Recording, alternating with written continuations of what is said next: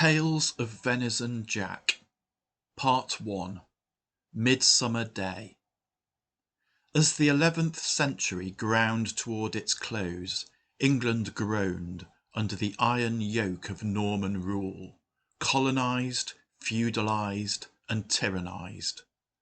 Honest Saxon yeomen had their lands stripped from them at sword point by grasping Norman barons, and the merry Saxon peasantry became the miserable serfs of these new and cruel masters.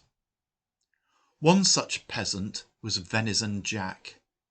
He had been the head forester of Mistletoe Wood in the parish of Waldenham, serving the Thane, Egbert.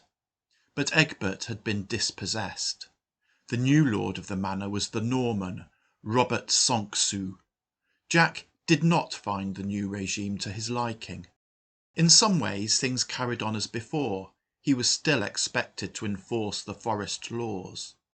But now he also found himself subject to them. This was intolerable to him. The gamekeeper turned poacher. He was successful in his new career. His fame spread, attracting others to his cause, and he was soon the head of a motley assortment of outlaws known as the Woods Warders, living off the fruits of the forest and anything else that they could lay their hands on. Midsummer Day dawned dull and dreary, but there was joy in Robert's heart. It was a quarter day, and his fees and rents were due. He instructed his sergeant, who was named Reynold, to take some men, go to Waldenham village, and collect them. By the afternoon the day had brightened up. The villagers had paid up, either in silver pennies or in kind. The takings had been loaded onto the donkey, Iseult, that Reynold had brought along for that purpose, and, content with a good job well done, Reynold and his companions headed back to Robert's castle. Their route took them through Mistletoe Wood. Reynold himself, in full armour, was mounted on horseback. His companions had to walk. There were two experienced gambeson-clad men-at-arms, Martin with his crossbow and William with his spear and shield. And then there was young Rolf. He too had a spear and shield, but no gambeson coat. He was tasked with leading the heavily laden Iseult.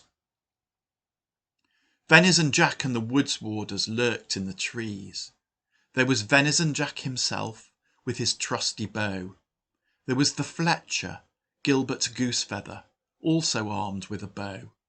The third and final archer of the group was an ungainly individual, known as Plodding Peter. There was wide-eyed Osric, carrying a club.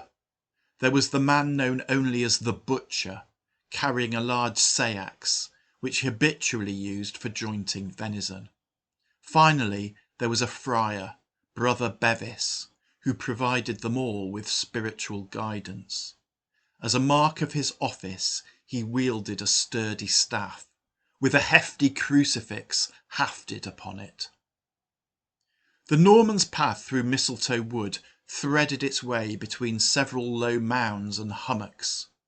Venison Jack and the Woods Warders concealed themselves behind one of these hummocks, to the left of the path. As the Normans drew level with them, Venison Jack sent Brother Bevis, wide-eyed Osric and the Butcher to skirt around the hummock and block the Normans' path, while he, Gilbert Goosefeather and Plodding Peter climbed to the top of the rise, where they could shoot arrows down at them. Reynold was alerted to the presence of the Woods Warders when an arrow loosed by Plodding Peter whistled harmlessly past his nose. The next arrow was not so harmless. Venison Jack shot a well-directed arrow through William's leg. William fell to the ground, screaming. Rolf led Iseult as fast as he could along the path, seeking safety, while Bevis, Osric and the Butcher rushed forward, trying to cut off his escape. Reynold rode at them. Martin did not rush forward. Instead, he raised his crossbow and loosed a bolt at Peter. But William's wailing and writhing perturbed him. His shooting was inaccurate. The bolt went wide. Brother Bevis was leading the rush towards Isolde, but he never reached her. Reynold intercepted him, sword slashing, slicing open his forearm. And now wide-eyed Osric rushed to the friar's assistance, swinging his bludgeon, knocking Reynold from the saddle. Reynold scrabbled in the dust, attempting to rise to his feet, while both Osric and the bleeding Bevis rained blows upon him.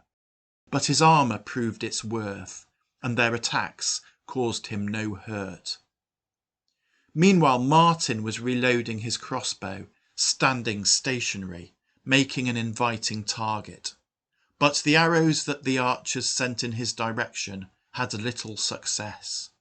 Only one shaft, from Gilbert's bowstring, struck its target, piercing Martin's gambeson and tickling his ribs, penetrating deeply enough to draw blood, but not deeply enough to do any serious damage. Reynold rose to his feet, swinging his sword from behind the shelter of his shield, striking Osric a glancing blow that split his scalp and knocked him senseless. Reynold had successfully distracted Bevis and Osric, but not the butcher, who chased after Rolf and Isolde, grabbing the donkey's bridle.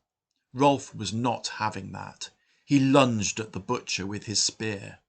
The butcher threw himself backward, avoiding the blow, but falling onto his backside. Rolf did not hang around waiting for him to rise to his feet. He hurried Isolde away down the path. Shaken, the butcher let him go.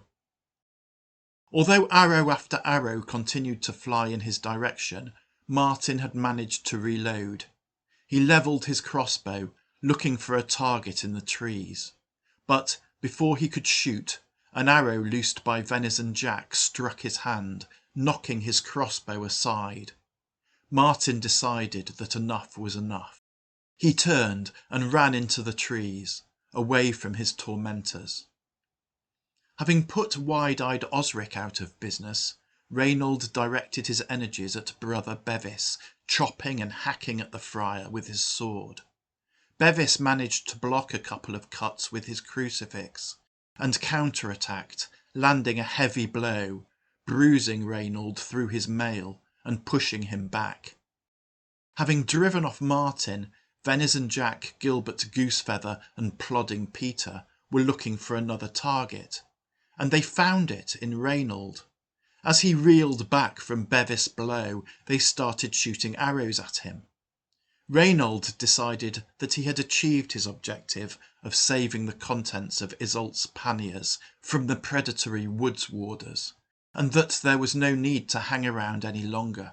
He set off down the path in pursuit of Rolf and Isolde, arrows bouncing off his mail, passing the butcher, who stayed well out of his way. Venison Jack and the woods warders contented themselves with loosing arrows and hurling abuse at the departing figure. They too had had enough excitement for one day.